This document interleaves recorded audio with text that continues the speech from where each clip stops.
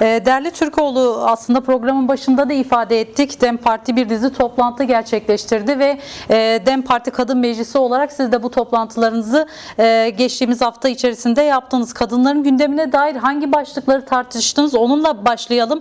Tam da aslında biz geçtiğimiz Mart ayında 29 kadının katledildiğine tanıklık ettiğimiz bir süreci konuştuğumuzda bu sene de tıpkı 8 Mart'tan bu yana dile getirdikleri talepler var yine kadınların. Elbette ki gündeminizde öne çıkan başlıklar vardır. Biraz sizden açmanızı isteyeceğim.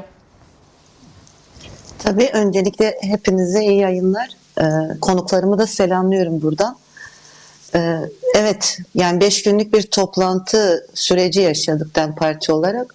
MYK'sından, kadın koordinasyonuna, vekil toplantısından, kadın meclisi ve parti meclisi toplantılarında ve buralarda aslında temel gündemlerimizden biri de aslında kadınların örmüş olduğu mücadele ve ülkede ve bölgede ve küresel anlamda kadın mücadelesi ve bu alanlarda yaşanan sorunlara dair tartışmalarımız oldu. Kadın meclisimizin yapmış olduğu tartışma 8 Mart'tan Nevroz'a nasıl bir süreç yaşadık? Kadınların mücadelesi buralara nasıl yansıdı? Çünkü çok önemli bir 8 Mart sürecini de birlikte gördük. Ve bu 8 Mart'ın aslında ruhu önümüzdeki dönemin de mücadele hatlarının nerelerden şekilleneceğini de aslında mesajlarını iletiyordu. Keza Nevroz da aynı şekilde kendisini gösterdi. Özellikle hem Türkiye'de hem Orta Doğu coğrafyasında bir yeniyle aslında Orta Doğu coğrafyası merkezli 3. Dünya Savaşı dediğimiz ama küresel anlamda da dünyanın gidişatına baktığımızda savaş temel gündem oluyor. Yani bir yönüyle egemenlerin savaş rejimleri ama bununla birlikte sömürü rejimleriyle birlikte ortaya koydukları yeni bir dünya düzeninden bahsediyoruz. Eskisi devam edemiyor, yenisi bir türlü ortaya çıkmıyor. Ama kadınlar yeni bir dünya düzeni inşa etmek istiyorlar. Kendilerine yaşam alanları oluşturmak istiyorlar. Eşit ve özgür yaşamak istiyorlar. Eşit ve özgür yaşayabilmek için de demokrasiye ihtiyaçları var. Demokrasinin olabilmesi için de savaşın değil de barışın daha çok konuşulduğu bir dünyaya ihtiyacımız var. Ancak mevcut rejimlerin kendisi dünyada yükselen liderlik profillerinin her biri kadın düşmanı olmakta ısrar ediyor. Bir yönüyle İran'a saldırırken kadınları kurtarmaya gidiyoruz demelerine rağmen aslında hem mevcut Orta Doğu'daki ulus devlet rejimleri hem de buna müdahale etmeye çalışan emperyalist güçlerin her biri tekrar aslında kadınlara saldırarak bu meselenin bir şekilde yeniden dizaynı yapmak istiyorlar. Yani bir yönüyle kadınlar üzerinden bir çelişki yaratma ama aynı zamanda rejimlerin de bütün baskı politikalarını kadınlar üzerinden yürütmeye çalışması. Biz bunu Rojava'da da gördük. Bir yönüyle Rojava kadın devrimini konuşuyoruz. Ama bir yönüyle de bir şekilde Suriye'yi de Afganistanlaştırmak isteyen bir akıl da var. Bunu İran için de konuşabiliyoruz. Evet, kadınlar Jinjiyan azadi ruhuyla sokaklarda, alanlarda ama bir yönüyle de bunu bastırmaya çalışan bir İran faşist Molla rejimi var. Ama aynı zamanda Epstein dosyalarıyla, erkek egemen sömürü düzeniyle bugün savaşlara sebep olup mülteci krizine sebep olan yani Orta Doğu'yu Avrupa'ya, Avrupa'dan Amerika'ya baktığımızda aslında krizler artık her yerde yaşanıyor. Yani artık bir coğrafyada sınırlı bir savaş rejiminden bahsetmiyoruz. O savaşın sonuçlarıyla faşizm Avrupa'ya da taşınıyor. O savaşın sonuçlarıyla sömürü kapitalist sistemin yozlaşmış ilişkilerin her biri bugün Amerika'da mültecilik üzerinden farklı kimlik ve inançlar üzerinden gün be gün büyüyor. Yani artık bu dünyada hiçbir kadın mücadelesi saldırı altında değiliz diye bir cümle kuramıyor. Yani bu yüzden belki de 21. yüzyılın temel gündemi biz kadınlar açısından Orta Doğu ve dünya ekseninden baktığımızda çok yoğun bir şekilde kadın düşmanı politikalar var. Ve her geçen gün bunu her bir hükümet ayrı ayrı organize ederek sistematik bir şekilde yürütmeye çalışıyor. Ama bunun karşısında da artık kadınlar yerel dinamikler üzerinden bir mücadele yürütmüyor. Birbirinin sesini duymaya çalışan, birbirinin mücadelesini kendi topraklarında da büyütmeye çalışan bir küresel anlamda kadın mücadelesi söz konusu. Elbette ki geçmiş dönemlerde de küresel anlamda kimi başlıklarda kadın mücadelesi vardı. Ama bugün geldiğimiz aşamada başka türlü bir savunma hattı oluşturamıyoruz kendimize. Yani kendimizi sadece bulunduğumuz kentte, bulunduğumuz ülke coğrafyasına sıkıştıran bir kadın mücadelesinden artık bahsetmiyoruz. 8 Mart'ta Afganistan'da Taliban rejimine karşı kadınlar 8 Mart açıklaması yapıyorsa bu bize bir moral oluyor. Mücadelenin büyüttüğü bir moral. Rojava kadın devrimi bugün bütün dünya kadınlarına ilham olan bir yerde duruyor.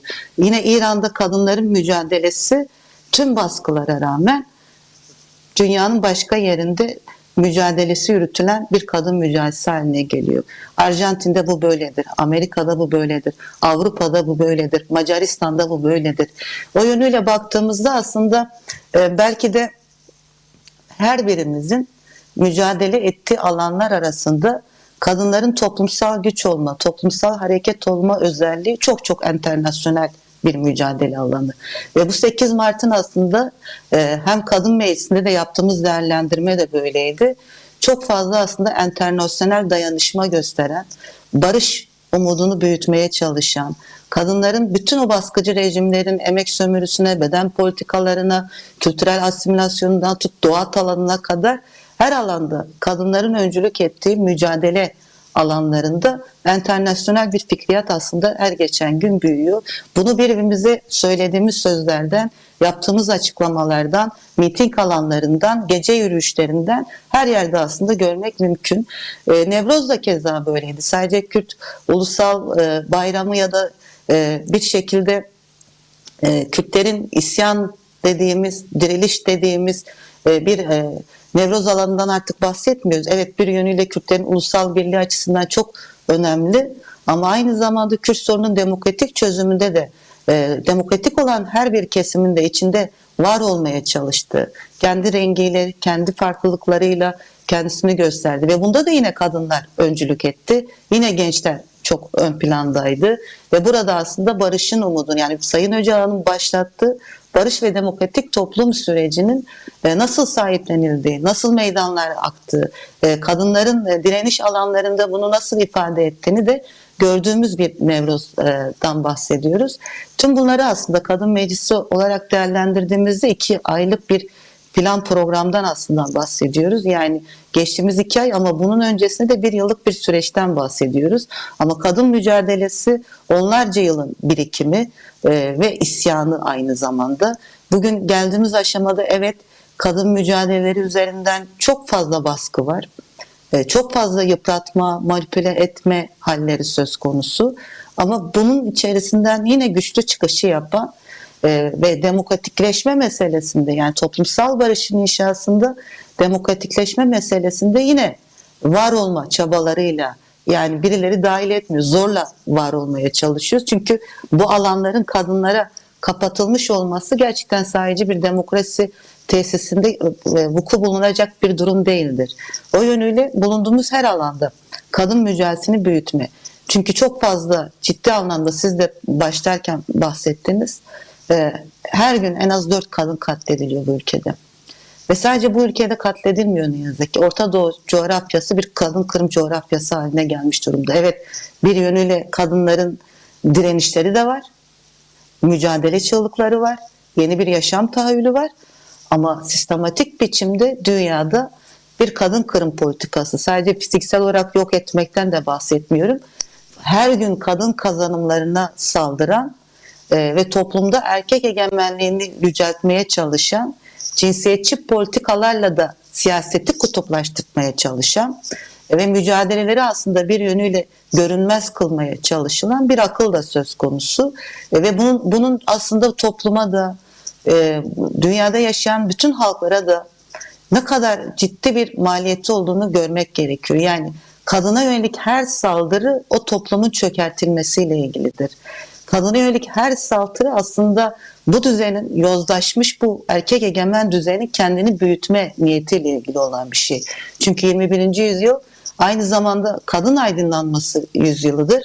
Yani kadının etik, estetik değerlerinin bir sistematik bir hal aldığı, bir devrimle belki bugün yoluna devam ettiği ve Orta Doğu coğrafyasında o kadın rönesansının kapılarının açıldığı bir dönemdeyiz aynı zamanda.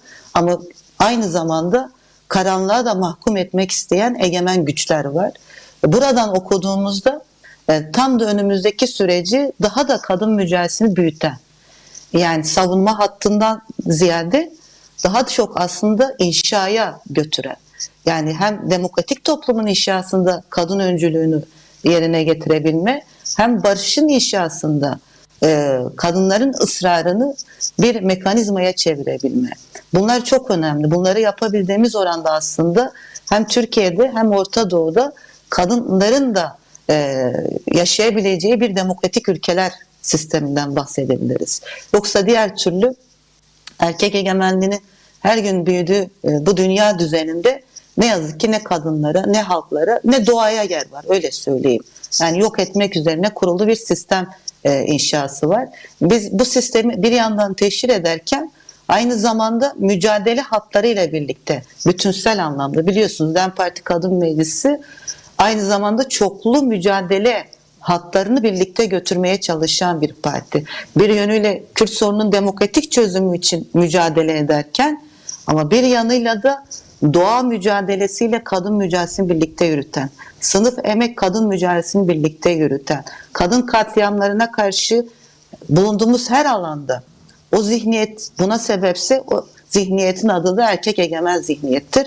Onunla mücadele edebilmek. Yine her kimliğin, her inancın özgürlüğünü savunan bir yerde mücadele alanlarını büyütme. Yani DEM Parti Kadın Meclisi'nin fikriyatı aynı zamanda bu ülkenin nasıl bir ülke olacağının, geleceğinin tahayyülüdür. Yani demokrasinin de garantisidir. Ve o yönüyle önümüzdeki dönem hem mücadele alanlarımızı yükseltmek, ama aynı zamanda bir diyalog sürecini, kadınlar arasında tüm farklılıklara rağmen bir diyalog sürecini birlikte yürütebilme. Bulunduğumuz alanlarda bu diyalog süreciyle birlikte hem birbirimizin mücadelesine güç verme, ama aynı zamanda buralardaki erkek egemenliğiyle mücadelede kadınların varlığını, özne olma halini güçlendirebilme. Bunu da aynı zamanda siyasette yeni bir değişim ve dönüşüme ihtiyaç var. Yani bugün mevcut haliyle Kürt sorunun demokratik çözümünü de konuştuğumuzda, Sayın Öcalan'ın barış ve demokratik toplum çağrısını da ele aldığımızda önümüzdeki tek engellerden biri ne yazık ki erkek egemen siyaset anlayışı. Yani bir yönüyle hamasete giden. Dilerseniz araya girelim. Tam bu aslında siz bu önemli başlıkları elbette ki tartıştınız, ama bir yanıyla da gündeminize aldığınız ana başlıklardan bir tanesinin tabii ki barış ve demokratik toplum sürecinde gelinen aşama oldu. Öyle bugün açıklanan bildirinin kendisinde de bunu ifade ettiniz partiniz olarak. Yine aslında demokratik cumhuriyet ile barışa geçiş süreci olarak nitelendirilen sürecin kendisi, şöyle değerlendirmeleri de yapılıyor bunu. Hem kendisinin yol ayrımında olduğu ya da kritik bir eşikte olduğuna dair yorumlar yapılıyor. Peki siz gelinen aşamayı nasıl yorumluyorsunuz bu tarifle birlikte? Belki de şu an itibariyle de bakıldığında Temmuz ayında bir çerçeve yasanın çıkması konuşuluyor aynı zamanda. Tarihler bazen farklı ayları gösterse de son olarak böyle bir tablo karşımızda. Siz siz kadınlar olarak, DEM Parti Kadın Meclisi olarak bu süreci nasıl tariflediniz ya da tartışmalarınızda hangi boyutuyla ele aldınız? Şöyle, barış ve demokratik toplum sürecini bir bütünen ele aldığımızda aslında bunun bir mücadele ve müzakere süreci olduğunu ilk günden beri söyledik. Yani devletle ya da iktidarla ya da diğer partilerle yapılan müzakerenin kendisi evet önemli, ama burada ele aldığımız her bir başlığın, yani demokratik cumhuriyete giden yolun ya da barış yasalarının ortaya çıkması, belki siz de ifade ettiniz, Temmuz gibi işte yasa çerçevesi dediniz. Ama Temmuz gibi yasa çerçevesi deyince de Temmuz'da olmuyor bu işler. Yani daha çok mücadele istiyor. Çünkü sonuçta 100 yıllık bir ulus devlet aklı ve bugün Orta Doğu coğrafyasında yaşanan gelişmelerle bu sorunu dar bir çerçeveyle çözmek isteyen bir akıl var. Ama bunun karşısında bu sorunun çözümü aynı zamanda bu ülkenin demokratik bir cumhuriyet olma yolunda gideceği bir mesele olarak ele aldığımızda, ki ruhu budur. Çünkü başında inkar ettiğiniz şey bugün eğer yeniden tesis edilecekse, varlığı tanınmışsa, sorunun demokratikleşme meselesiyle ele alınması gerekiyorsa, bugün aslında örgütlenme özgürlüğünden ifade özgürlüğüne kadar siyasetin, yani demokratik siyaset alanlarının açılması gerekiyor. Şimdi mevcut iktidarın kendisi şu an için gördüğümüz tabloda demokratik siyaset alanlarını açan ya da siyaset yapmak isteyenlere dahi her gün müdahale eden bir anlayışa sahip. Ama bunun karşısında şunu söylüyoruz: ne olursa olsun, yani geçmişte nasıl savaşa karşı barış mücadelesi yürüttüysek ve çözümün ne olduğunu ifade ediyorsak, bugün bir müzakere sürecindeyiz ama aynı zamanda bir mücadele sürecindeyiz. Yani Sayın Öcalan'ın burada muhatap olduğu, baş aktör olduğu, bu sorunun temel aslında çözümleyici gücün kendisi olduğunu biliyoruz. Ama aynı zamanda siyasetin burada kendisini büyütebilmesi için de iktidarın da zihniyet anlamında bir değişime ihtiyacı var. Yani şunu ifade etmek lazım. Kadın Meclisi'nde bunu çokça ifade ettik. Mevcut iktidardan bekleyen bir konumda olamayız. Zorlarız. Ama bu zorlamanın asıl meselesi özellikle kadınlar cephesinde daha çok mücadeleyi yürütmek, daha çok demokratik cepheyi büyütebilmek, kadın ittifakını, kadın mücadelesini genişleyen bir zeminle aslında bu sürece dahil edilebilmesini sağlayabilmek. Yoksa diğer türlü mevcut merkezi siyaset biçiminin kendisi ya da sadece meclis tabanlı bu sorunu ele almak. Evet, bunlar da önemli ama toplumsal barışın kendisi aynı zamanda toplumla buluşmayı gerektiren bir şey. Yani demokratik toplumun kendini örgütlenme yeterliğine sahip olabilmesi, bu hakkının tanınabilmesi, bunun her biri aslında bu ülkede yaşanan tüm krizlere de, yani ekonomik krizden siyaset krizine, kadınlara yönelik şiddetten, yoksulluğun kendisine, inançların yaşadığı krizden, kültürel asimilasyona kadar aslında demokratik cumhuriyet tahayyülü de buradan kendisini kurar. Ama barış yasaları çıkmadığı zaman, Kürt sorununun çözümünde gerçekten sahici adımlar atılmadığı zaman da sadece bir zaman kaybından bahsetmiyoruz. Yani bu aynı zamanda toplumsal barışa dair de bir zayıflık gösterir. Yani nedir? Güvensizliğin inşa edilmesi. Ama şunu da biliyoruz ki ne olursa olsun tüm mücadele alanlarımız, tüm mücadele başlıklarımız barışa ihtiyaç duyuyor.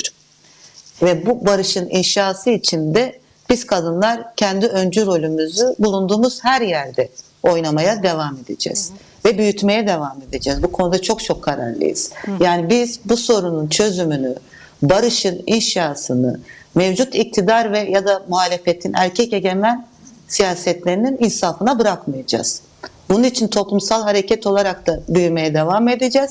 Ama siyasette var olan her bir kadının hangi partiden olursa olsun yan yana gelmesini sağlayarak toplumsal barışın inşasında ve bu ülkenin demokratikleşmesinde kadınların özne olmasını sağlayacağız.